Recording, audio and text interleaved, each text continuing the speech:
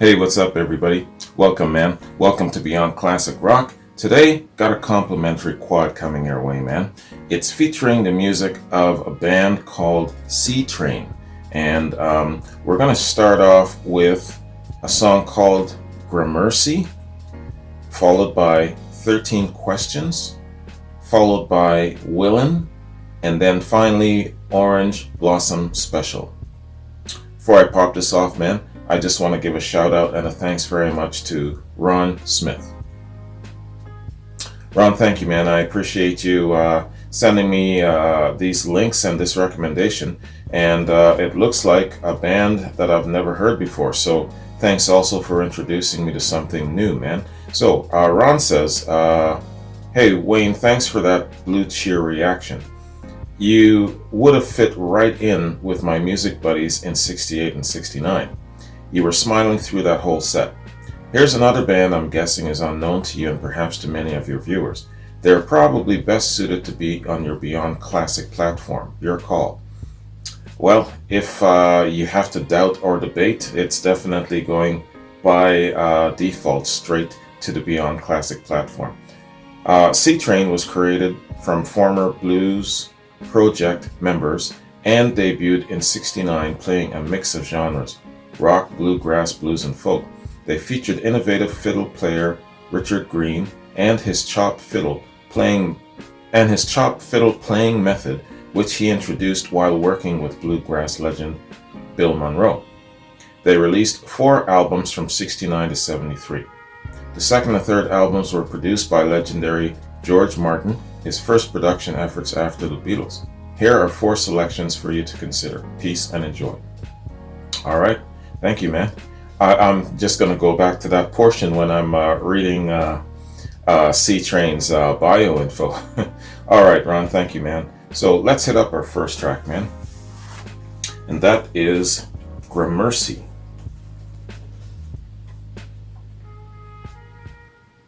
Seatrain, Gramercy. Let's get it.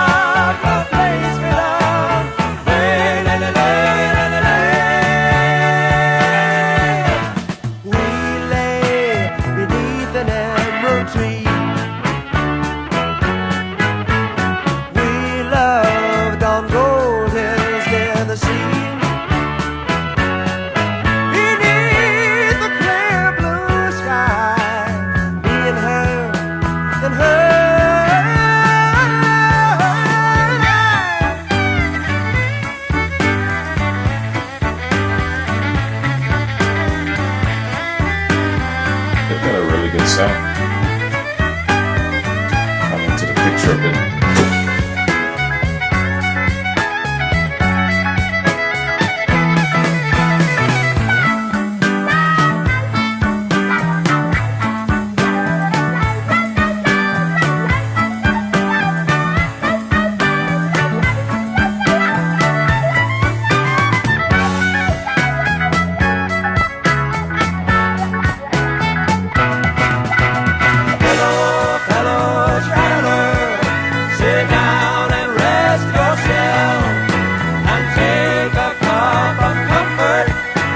Spirits on the shelf.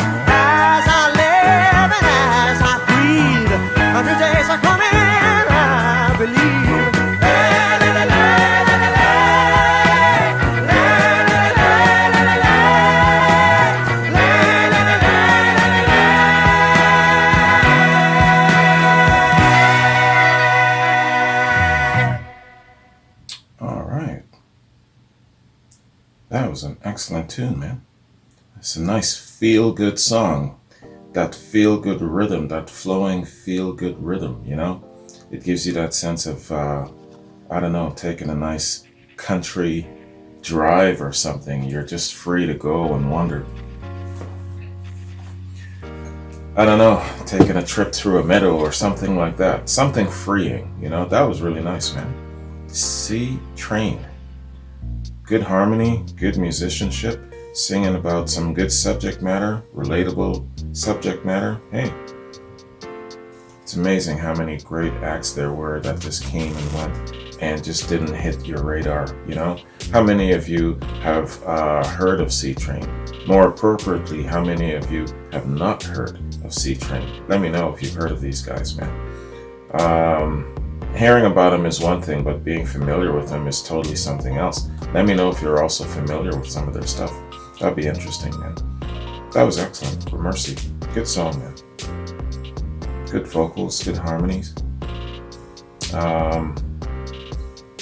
Yeah, Ron says Gramercy is off of Marblehead Messenger, released in 71. Okay, let's take a look first at Seatrain, and then we'll hit up the song, man. So, Seatrain. Seatrain was an American roots fusion band based initially in Marin County, California, and later in Marblehead, Massachusetts. Seatrain was formed in '69, subsequently drawing some members from the Blues Project when it broke up. Seatrain recorded 4 albums and disbanded in '73. Okay, that's it. So they formed in '69, but disbanding in '73 really is, that basically answers my question right there, because, you know, that is in the middle of what I call that classic rock creative renaissance period, man. You know, '69 is a good time to come in and do some really, really good works, but they were not even getting started. Only 3 or 4 albums in, and then they disbanded. Yeah, man, they had to have put at least 10 albums out, you know, to get into that notable status. I'm thinking of the who came out in '69, Zeppelins, and then Queen right after them, and some of those great big notable bands that came out in the mid '70s. So yeah, man, these guys started at the right time, but they disbanded at the wrong time. They released 4 albums from '69 to '73. The second and third albums were produced by legendary George Martin, his first production efforts after the Beatles. Gramercy. Gramercy appears on The Marblehead Messenger. It's the third album by band Seatrain, recorded in '71. As with Seatrain's previous album, it was produced by George Martin.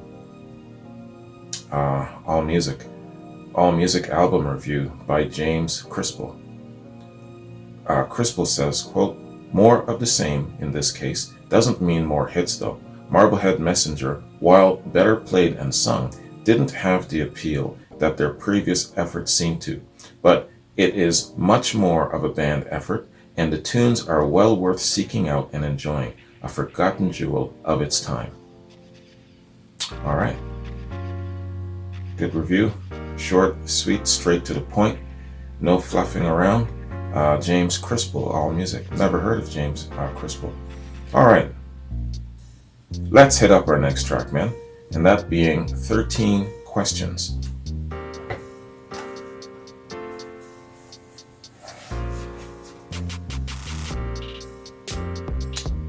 Seatrain. 13 Questions. Let's get it.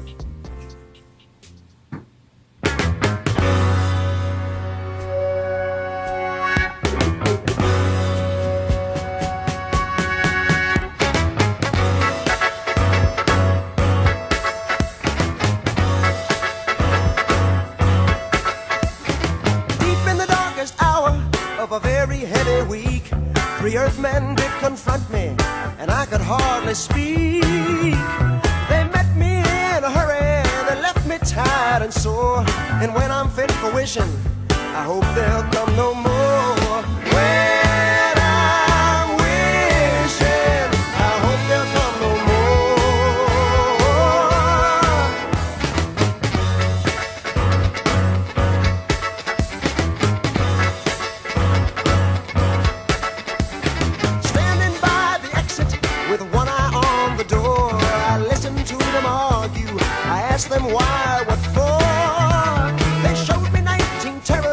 and each one struck my soul. They threw me 13 questions, each one an endless hole. 13 questions, each an endless hole. Did you see the moon last night? Hung like a Chinese ball. You should have seen the moon last night at the party of us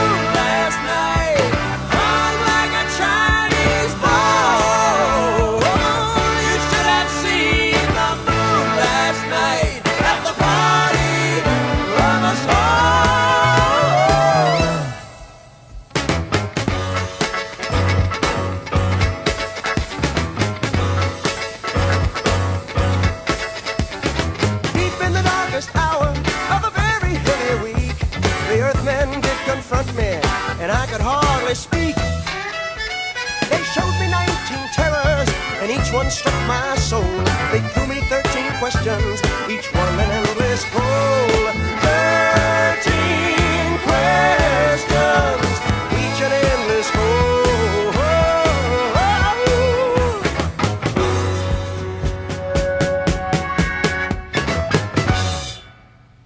All right. 13 questions. It's interesting. I'm trying to get a feel of specifically what they're singing about in this song. I can't help but think that it's pointing towards some sort of a popular lore, folklore story of something that I probably haven't heard of before. Let me know if you understand what this song is all about, what it's really saying. I'm not catching it. Maybe it's because I'm up early and I haven't had coffee yet or something. Yeah, the brain waves are not spinning on high. I got to figure out what that song is all about. But good song, good structure, good harmony, good musicianship. I like that break in the middle where there's the bass groove especially. And they've got the folksy element included there. Right on. It's a good fusion, man, of rock, blues, and folk. 13 questions. Okay, 13 questions. 13 Questions appears on Seatrain. It's the second album by the band Seatrain, recorded in 1970, and adding Peter Rowan on guitar and lead vocals. The most successful song on this album is 13 Questions, which reached number 49 in the Billboard charts. The album is notable for being the first record produced by George Martin after his work with the Beatles, as well as marking an early appearance of the Little Feat classic Willin' prior to its appearance on that band's debut album. Okay, and we'll be hearing that soon. Our reception. AllMusic's brief retrospective review dubbed Seatrain a great album of East Coast rock and country soul. Okay. And that is all the info we've got on 13 Questions, but more specifically, the album Seatrain. All right, man. Well, let's hit up our next track. And this is a Little Feat song being covered by Seatrain called Willin'. Just recently did a Little Feat quad for Jeff. This is on the Classic Rock platform. All right, man. Seatrain, Willin'. Let's get it.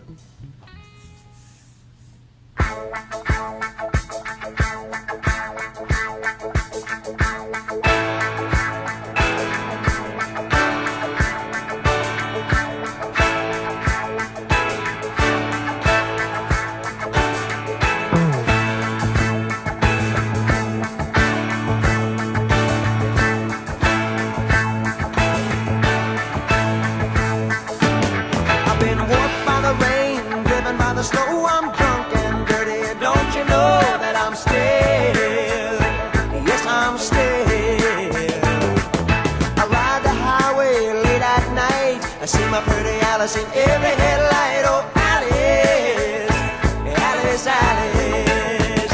I've been from Tucson to Tucumcari.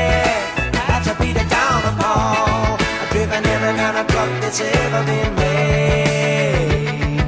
I even rode the back road so I wouldn't get weighed. If you give me weed, whites, and wine, show me a sign and I'll be willing to keep on moving, yeah.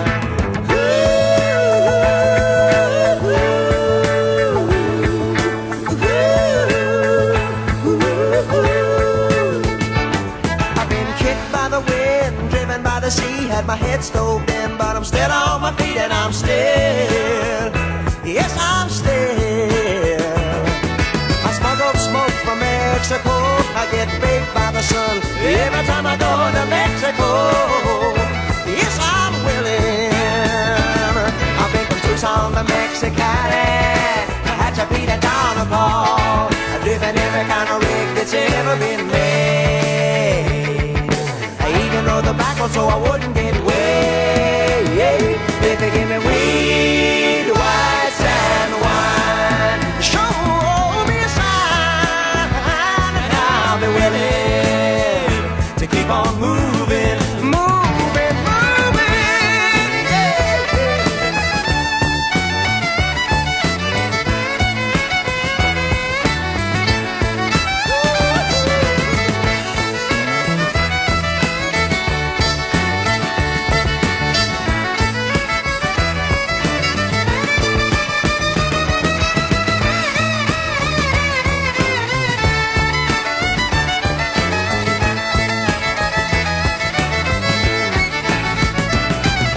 Tucson to Mexicali, to have to beat a town of Paul. I've driven every kind of rig that's ever been made. I even rode the back road so I wouldn't get weighed. If you give me weed, whites, and wine, show me a sign and I'll be willing to keep on moving.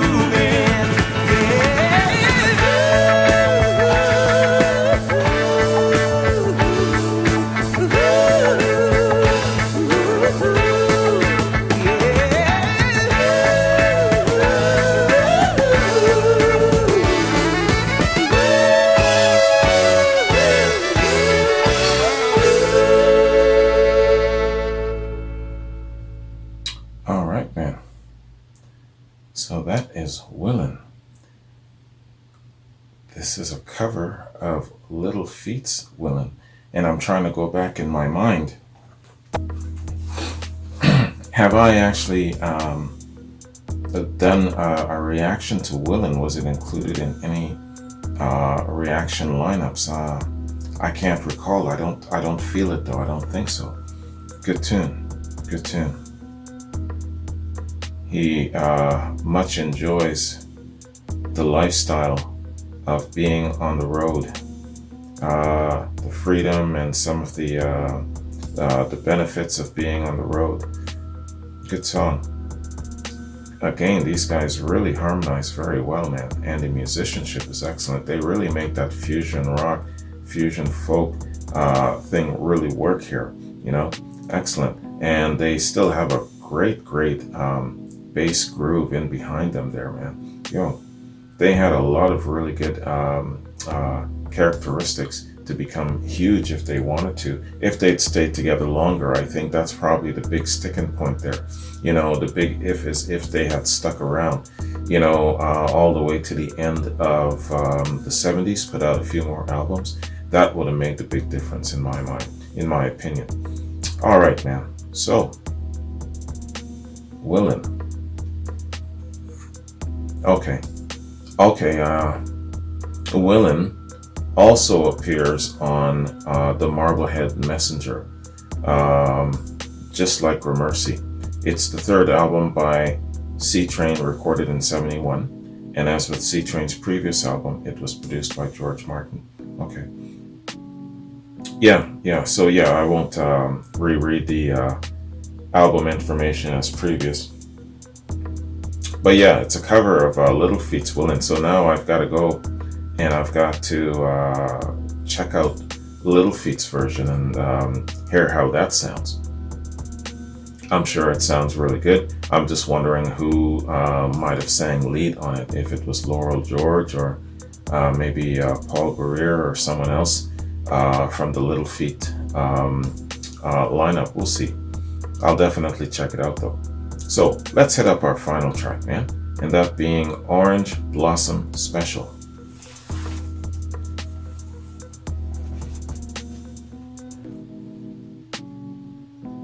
All right. Seatrain, Orange Blossom Special. Let's get it.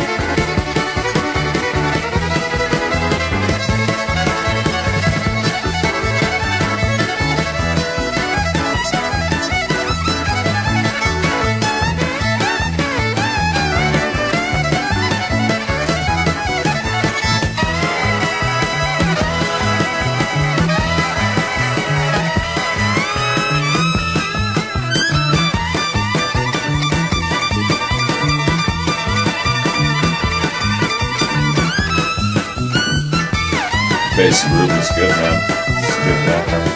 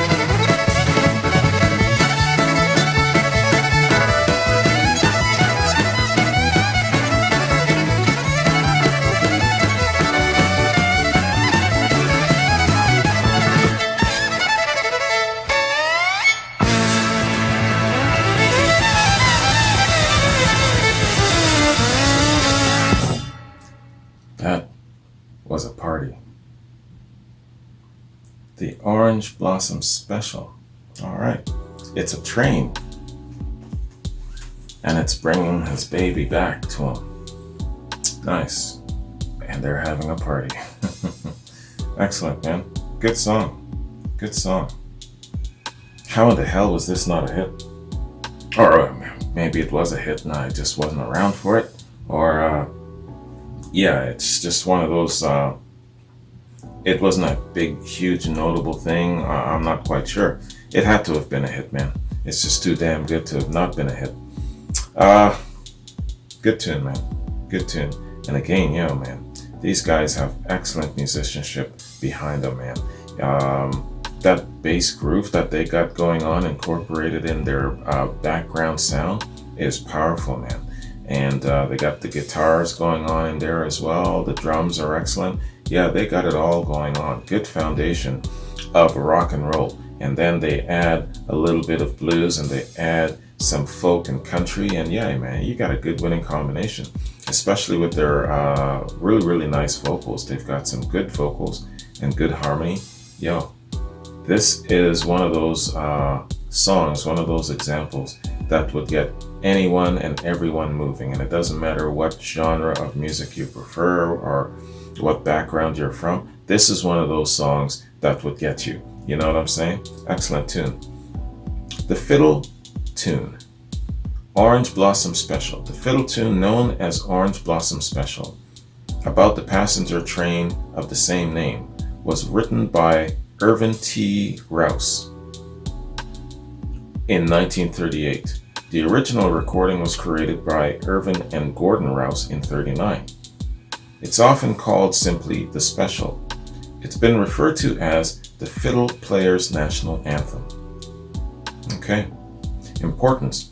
By the 50s, it had become a perennial favorite at bluegrass festivals, popular for its rousing energy. Yeah, rousing energy, that's a good way to put it. That's what I was trying to say. For a long time, no fiddler player would be hired for a bluegrass band unless he could play it. Wow. All right. For many years, Orange Blossom Special has been not only a train imitation piece, but also a vehicle to exhibit the fiddler's pyrotechnic virtuosity. Performed at breakneck tempos and with imitative embellishments that evoke train wheels and whistles, OBS is guaranteed to bring the blood of all but the most jaded listener to a quick rolling boil. Yes. And that's a quote from Norm Cohen, author of Long Steel Rail, The Railroad in America Folklore. Authorship. Rouse copyrighted the song before the Orange Blossom Special train ever came to Jacksonville. Other musicians, including Robert Russell, Chubby Wise, have claimed authorship of the song as well. Wise did not write it, although he claimed for years that he had written it. Rouse, a mild-mannered man who lived deep in the Everglades, never contested the matter. Years later, Johnny Cash learned of Rouse and brought him to Miami to play the song at one of his concerts. In a video on YouTube, Gene Christian, a fiddler for Bill Monroe, who knew both men, confirms that Rouse wrote and copyrighted the song. Christian says in an interview that Chubby Wise popularized the song by playing it weekly on the Grand Ole Opry. As Wise tells the story, he and Rouse decided to visit the Jacksonville terminal in Florida to tour the Orange Blossom Special train. And this is a quote. Even though it was about 3 a.m. and we went right into the terminal and got on board and toured that train, and it was just about the most luxurious thing I had ever seen. Irvin was impressed too, and when we got done looking over, he said, "Let's write a song about it." So we went over to my place, and that night she was born, sitting on the side of my bed. We wrote the melody in less than an hour and called it Orange Blossom Special. Later, Irvin and his brother put some words to it. Rouse copyrighted the song in 1938 and recorded it in 1939. Bill Monroe, regarded by many as the father of bluegrass music, recorded the song with Art Wooten on fiddle and made it a hit. Since then, countless versions have been recorded, among them Wise's own, as an instrumental in a 1969 album, Chubby Wise and His Fiddle. And that version, said Wise, is the way it was written and the way it's supposed to be played, unquote. Leon Pappy Self says that he was the author of the Orange Blossom Special in this interview in 1997. He states that he wrote it in 1931. Wow. And of course, there's a whole list here of notable covers that I'm just not even going to read, man. There's just too many. Johnny Cash, Charlie Daniels, Seatrain, Chet Atkins, and others, and on and on. So yeah, let's not read this whole damn list. Great song though, and so many people vying for credit as being the author of it. What the hell is that all about, man? But I imagine that happens once in a while in where music is concerned. I'm always hearing about copyright this and copyright that. This person is being taken to court. This person, just for some crazy little things that sometimes don't even really sound like it's the same beat. But then again, I'm not musically inclined, so maybe it's something not as obvious. But I hear a lot of these attempts to take one person to court for this, one person to court for that. It can get ridiculous. So what, 4 people in total here is claiming to have written the song. 5 actually, because he wrote it with his brother. All right, hey man, besides all that, this was a really, really good quad, man, and a great introduction to Seatrain. So Ron, thank you very much. Really good sounding band. Like the energy, the rousing energy of Orange Blossom Special. All of them have a really, really special sound to them, and I like the overall signature sound of the band. They've got a really, really excellent sound. I love that bass groove, man. That bass groove backing them up is a powerful element of their sound. So if they don't, if they lose everything else, keep the bass groove, because that is what's going to put you over. And again, it's too bad that these guys, only went till 73, because I think from 73 into the 80s would have been their absolute best moment. Just a couple of more albums behind them could have made such a difference in regards to their success on every level. That's just my opinion. Let me know what you think about that. I'm just thinking from the perspective of that period of creativity, that Renaissance period of creativity where everyone was just firing on all of their creative cylinders, and the momentum was just powerful. And if you were imbrued in that, rubbing shoulders with all of these great artists, and you were a part of that whole movement of creativity, you would have been really, really successful. You know what I'm saying? I'm talking about like George Harrison rubbing shoulders with Eric Clapton and Led Zeppelin, and all of these people knowing each other and hanging out with each other and writing music for each other and all of this sort of thing. And they were fans of each other's music. They would go to each other's concerts, and all of that sort of development. You can't help but be successful. Fleetwood Mac is a really good example of that too. These guys knew everybody, and they were rubbing shoulders with a whole bunch of people, and they were very open to even possibly changing their sound, going from a blues-based rock band, going more into the kind of pop rock era, but they still had a really, really excellent sound regardless. And so with those things coupled together, not only were they big in the 70s, but they were probably just as big in the 80s as well. So with these guys, Seatrain, if they had stuck around for a couple more years, I have no doubt that they would have been household names probably. Anyways, man, regardless of that, I really enjoyed this quad. Thanks for the introduction, Ron. I appreciate that, man. Thank you. And also for introducing me to Blue Cheer. Those guys were really something else. Heavy and hard, let me tell you. All right, so I'm just scrolling down here, seeing what I got coming up. So on the Beyond platform, Sasha, Richard, Freddie, Amy, Jeffrey, got some reactions coming up for you folks real quick. So yeah, man, that would be it. So thank you very much for joining me. Hope you enjoyed this reaction. It would have probably sat maybe well on the classic rock platform, but you know, you got a couple of hard asses that might just get on it. So it's always safe to put it on this platform. So good call, Ron. Anyways, thank you very much, guys. Thanks for joining me. Take care, and I'll catch you in another quad. Peace.